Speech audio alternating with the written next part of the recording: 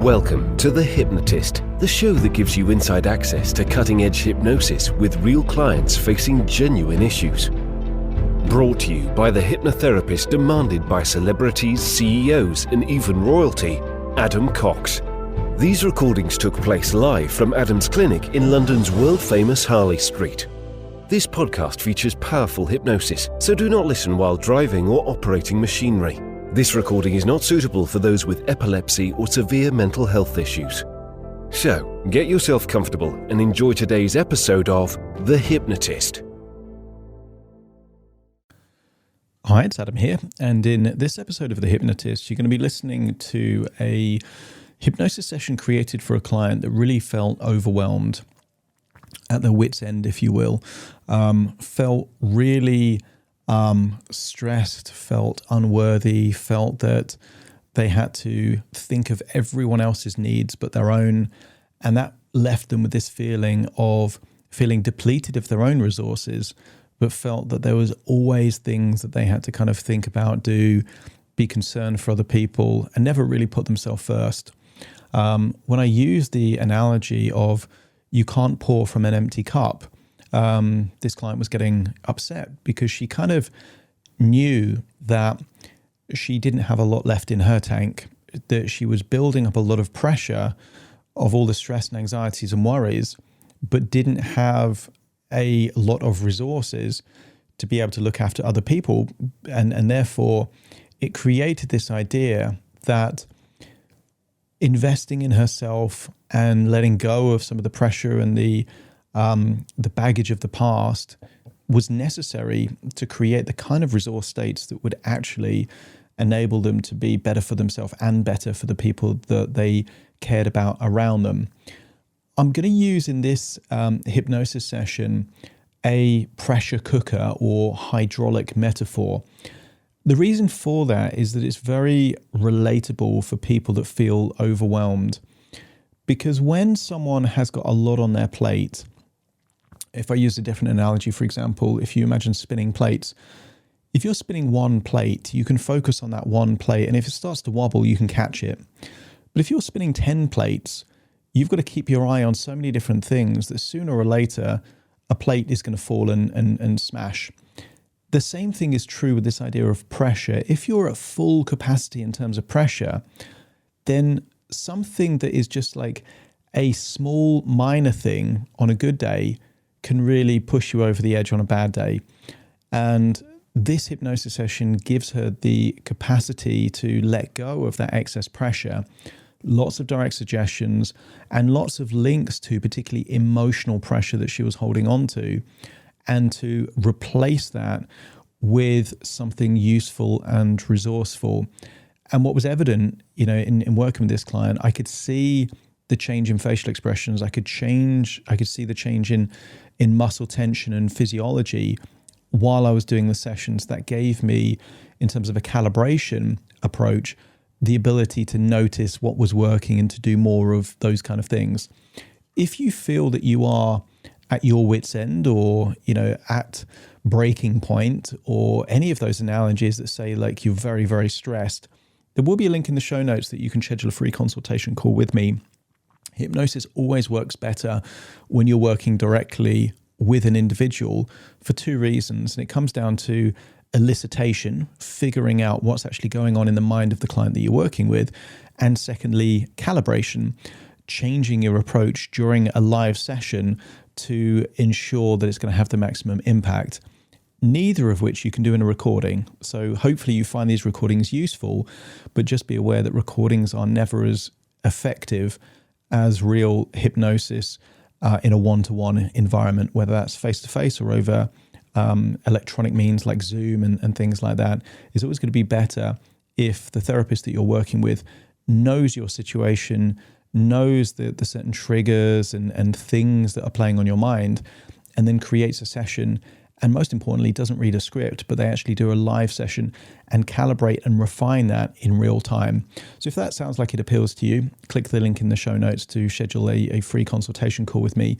But for now, you might find that this session, although it was created for someone else, might be really useful for you, in which case find a quiet place where you won't be disturbed, relax, and enjoy the session.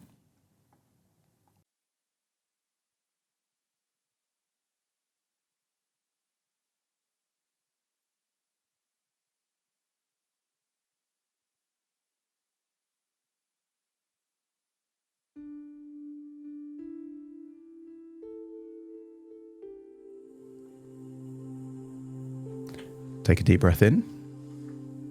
And on the outward breath, that's it. Relax those eyelids. And notice with your eyes closed, you can pay more attention to the sound of my voice. As you breathe in a resourceful feeling of relaxation. And as you exhale, just allow feelings of tension, stress, or worry to leave your body in your outward breath. That's it. Breathing in and breathing out.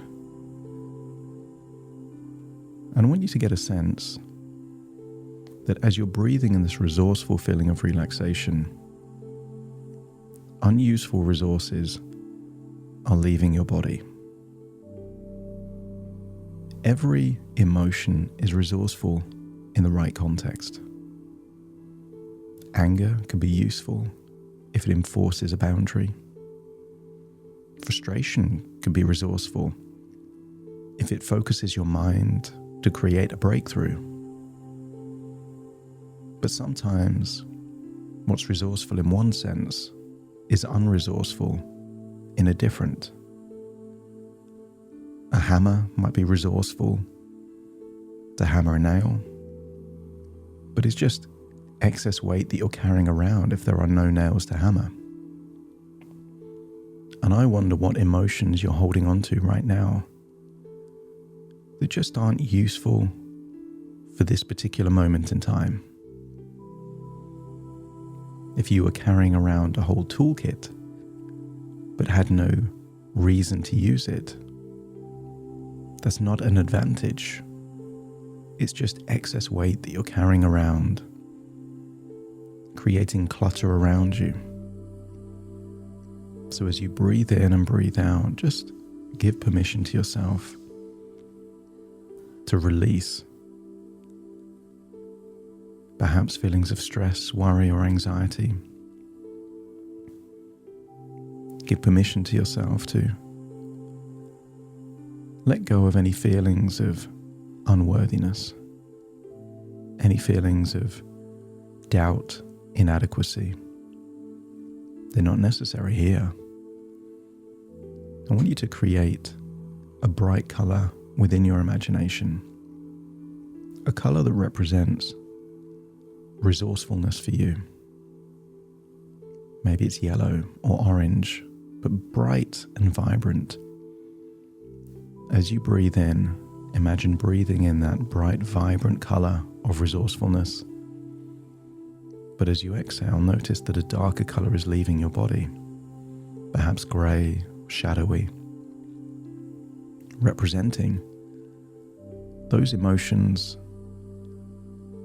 that you're letting go of, doubt, insecurities, anxiety, and stress. Just feel that it's being released right now. I want you to imagine a pressure cooker, perhaps an industrial pressure cooker that might exist,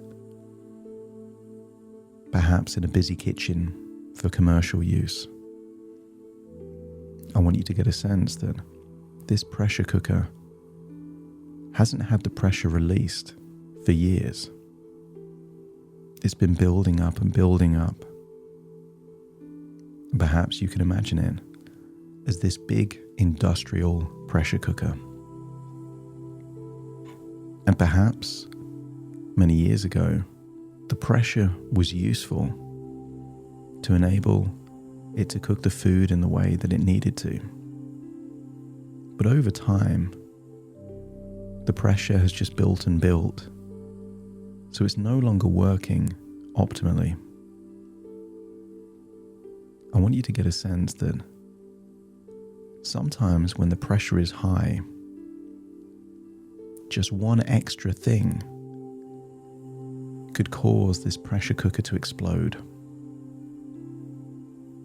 And I wonder how it would feel if you imagine this pressure cooker is given a spring clean and maintenance. As you stare at this large industrial pressure cooker, I want you to imagine that an expert engineer has come in for one reason and one reason only: to release the pressure in this pressure cooker. And I want you to connect to the idea that this pressure cooker represents all the emotional pressure that you've been handling. So as you see this engineer release the pressure in this pressure cooker, I want you to notice that tension starts to leave your body and you feel that you're letting go of the excess pressure that you've been holding on to. I want you to imagine this engineer approaches this cooker and connects a valve that measures the pressure. And you can see a gauge at dangerous levels there in the red zone. And if you can see that dangerous level of pressure in this industrial cooker, just let me know by nodding your head. I want you to get a sense that there is a valve. And I want you to imagine that this pressure cooker has created so much pressure, but the pressure I want you to give in liquid form so it's easy to visualize it draining away from this pressure cooker. Normally it might be a gas, but I want you to imagine it's hydraulic pressure, like a liquid. And I want you to imagine a tube is connected to this pressure cooker and the valve is released. And as you hear the valve being released, the creaking, the stress, the pressure on this industrial unit, you can hear the creaking as the pressure is immediately reduced.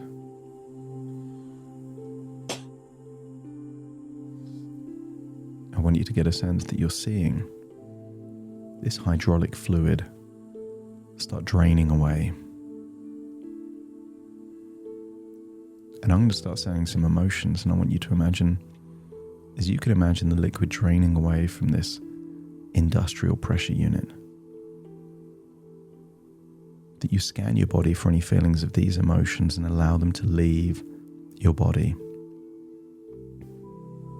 I want you to scan your body for any feelings of stress. And I want you to imagine there is a valve at the base of your spine. And as you scan your body for stress, just imagine that stress is leaving your body, similar to the pressure leaving that unit. Just imagine it's leaving your body. Partly down from the base of your spine, but partly from your breath, seeing that dark, shadowy color leaving your body. Breathe in that resourceful feeling of relaxation, that bright, vibrant color. And then scan your body for any feelings of shame. Notice where shame might be for you. Sometimes it's in the chest, in the gut, around the throat, or even in the head. But scan your body for any feelings of shame. Breathe in that resourceful feeling of relaxation and feel that shame leaving your body in your breath, but also from the base of your spine. That's it. On the next inward breath in, I want you to scan your body for any feelings of self-doubt. And then exhale and feel that doubt leaving your body. That's right. Continue to breathe in and breathe out, and just feeling that now is the time to let go, to clean the slate, to let go of those things that you've been holding on to. I want you to scan your body for any feelings of anger. And if you can feel any anger, I want you to clench your fists to represent that anger as tightly as you can. As you breathe in that resourceful feeling of relaxation, imagine that all of the anger is in your hands, and then on the outward breath, just let your hands go and feel any anger leaving your body. As you continue to see this industrial pressure cooker being drained of the excess pressure. That's it. And now I want you to scan your body for any feelings of inadequacy. Maybe it's linked to a memory where you're told you're not good enough. that you've been criticized, perhaps even publicly. Scan your body for where that feels of not being good enough. And then when you're ready, release that feeling from your outward breath, and also imagine it seeping away at the base of your spine. That's it. Giving you a sense that you're restoring a sense of reasonable pressure. I want you to scan your body now for any feelings of regret. There tends to be two regrets in life. Things you should have done but didn't, and then things you did but wish you didn't. But it normally has a location, a feeling in your body. Most people don't realize that regret is one of the best sources of wisdom that exists.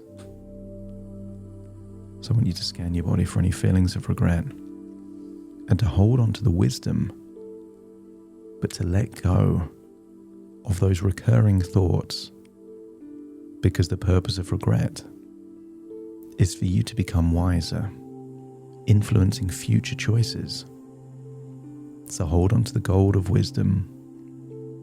Let go of the feelings of regret. Just feel it leaving your body in your outward breath. Feel it draining away, reducing the pressure in your body.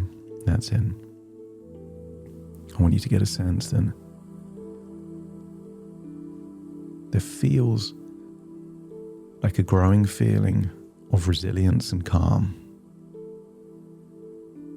I want you to scan your body now for any feelings of anxiety, of vigilance. Breathe in that warm, vibrant color of resourcefulness. And then any feelings of anxiety, normally there in the gut, feel like it's melting away and just leaving your body in your outward breath. That's it. And notice that as stress leaves your body, and shame leaves your body, and doubt and frustrations leave your body. But I also want something else to leave your body, and that is the pressure of expectation. All the shoulds in your life. You should be that. You should be doing that. You have to. Everything that comes from a place of coercion and force rather than choice is pressure you can choose to let go of. Very wise people have said, whatever you're not changing, you're choosing. So you can choose to hold on to all of this pressure and stress, expectation and shame, or you can choose to let it go. And as you let it go, notice that the breathing becomes deeper and longer. And I want you to imagine that stormy sea that's been in your mind for a while starts to become calm, like a tranquil lake. And now scan your body for any echoes of pressure and tension that again you've been holding on to, and just give permission to let it go.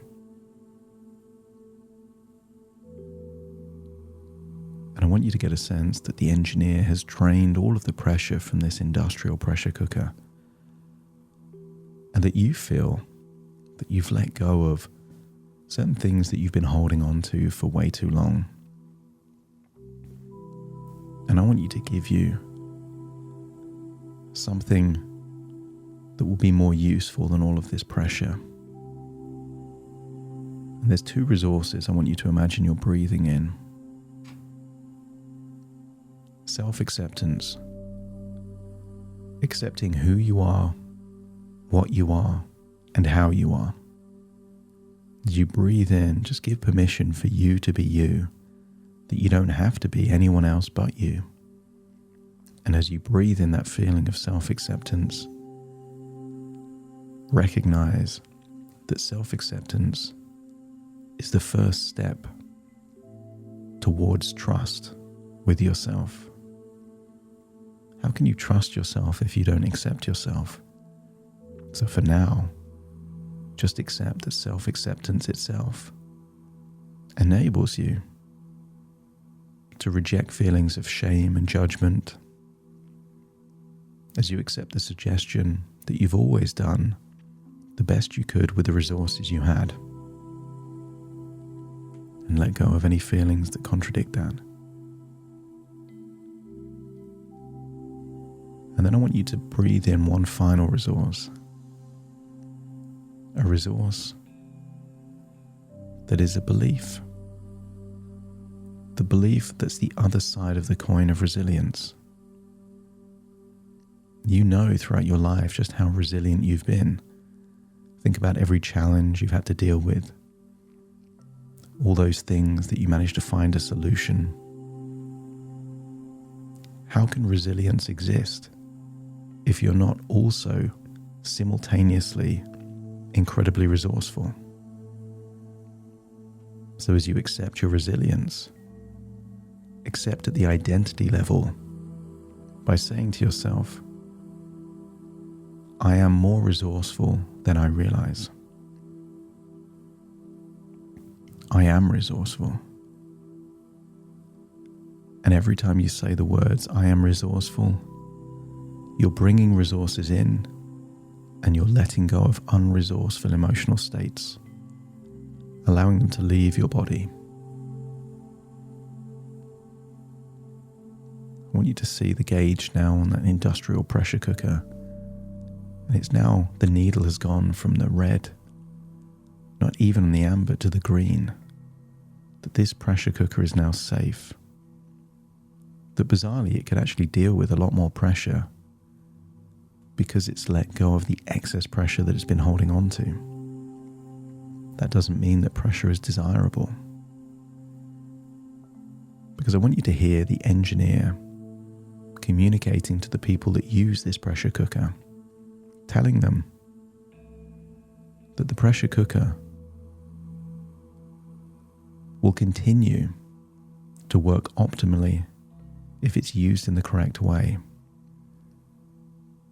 But if you pile on the pressure of this pressure cooker, things will return back to how they were before. And the engineer communicates that the pressure cooker will experience pressure proportionate to what is inflicted on it, and that it is important to create boundaries and ways of using it to ensure the optimal amount. And that's a boundary. At any point, you have permission to say no. No to demands that aren't fair. No to conditions that don't seem right. And the more that you create boundaries for yourself, the more you stop the pressure from building to begin with. In life, you don't get what you deserve. You get what you tolerate. And you are unlocking the resources to build that resilience so that you decide what you tolerate and what you don't. Feel that all parts are returning to the present, but feeling a greater sense of calm, resilience, and relaxation as I count from 1 to 10 to awaken you. You will awaken feeling resourceful, having released feelings of shame, regret, and anxiety, starting to count. 1, 2, 3, waking up. 4, 5, 6, more alert. 7, 8, open your eyes, open your eyes. 9, 10, wide awake, wide awake, wide awake.